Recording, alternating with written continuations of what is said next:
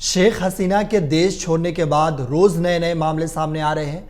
अब नया मामला पाकिस्तान से जुड़ा हुआ है।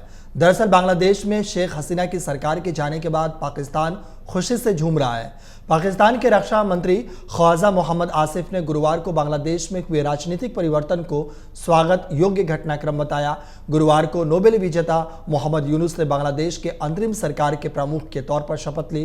पूर्व प्रधानमंत्री शेख हसीना ने 1 महीने तक चले भारी विरोध प्रदर्शन के बीच पीएम पद से इस्तीफा दे दिया था और देश छोड़कर भारत आ गई थी। शेख हसीना के देश छोड़ने के बाद बांग्लादेश में हिंसा का दौर जारी है। अवामी लीग के कार्यकर्ताओं और अल्पसंख्यक हिंदुओं पर हमले किए जा रहे हैं। अंतरिम सरकार के प्रमुख डॉक्टर यूनुस ने देश में हिंसा खत्म करने की अपील की है। हालांकि पाकिस्तान इस हालत को मौके की तरह देख रहा है और पाकिस्तान शेख हसीना की सरकार जाने के बाद खुशी से झूम रहा है। वहीं पाकिस्तान के रक्षा मंत्री ख्वाजा आसिफ ने बांग्लादेश में आए राजनीतिक बदलाव को दोनों देशों के बीच संबंधों के नए युग की शुरुआत के लिए मौका बताया। उन्होंने अतीत के तनावों को दूर करने और बांग्लादेश के साथ सकारात्मक संबंध बनाने की दिशा में काम करने के महत्व को भी रेखांकित किया है। हालांकि पाकिस्तान के रक्षा मंत्री बांग्लादेश में जिस हालात में हुए सत्ता परिवर्तन पर खुश हैं, वैसे ही हालात पाकिस्तान के आज है। पाकिस्तान के मौजूदा संकट पर जवाब देते हुए पाकिस्तानी रक्षा मंत्री ने बताया कि देश के सामने आने वाली चुनौतियों का समाधान करने में राज्य के बीच पूर्ण सामंजस्य है। उन्होंने जोर देकर कहा कि आर्थिक कठिनाइयां जल्द ही दूर हो जाएंगी और देश उन्नति की दिशा में आगे बढ़ेगा।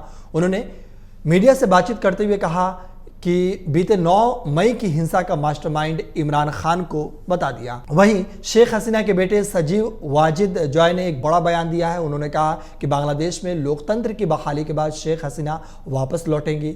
सजीव ने बांग्लादेश में जारी हिंसा और अराजकता के लिए पाकिस्तान की खुफिया एजेंसी ISI को जिम्मेदार ठहराया। जॉय ने आगे कहा कि शेख हसीना निश्चित रूप से बांग्लादेश वापस लौटेंगी, लेकिन अभी ये तय नहीं है कि वह सक्रिय राजनीति के तौर पर लौटेंगी या फिर राजनीति से सेवानिवृत्ति के बाद।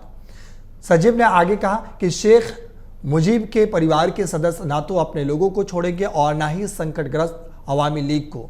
सजीव ने अपनी मां की सुरक्षा के लिए प्रधानमंत्री नरेंद्र मोदी का आभार जताया और बांग्लादेश में लोकतंत्र की बहाली के लिए अंतर्राष्ट्रीय स्तर पर आम राय बनाने के लिए भारत से दबाव बनाने की अपील की। गौरतलब है कि सजीव वाजिद ने अपने हालिया बयान में कहा था कि शेख हसीना बांग्लादेश वापस नहीं लौटेंगी। हालांकि अब सजीव ने उसके उलट बयान दिया है। वहीं शेख हसीना के बेटे सजीव ने बांग्लादेश में अंतरिम सरकार बनाने के साथ ही कानून व्यवस्था बहाल करने की अपील की है। साथ ही उम्मीद जताई है कि देश में लोकतंत्र बहाल होगा और नए चुनाव होंगे।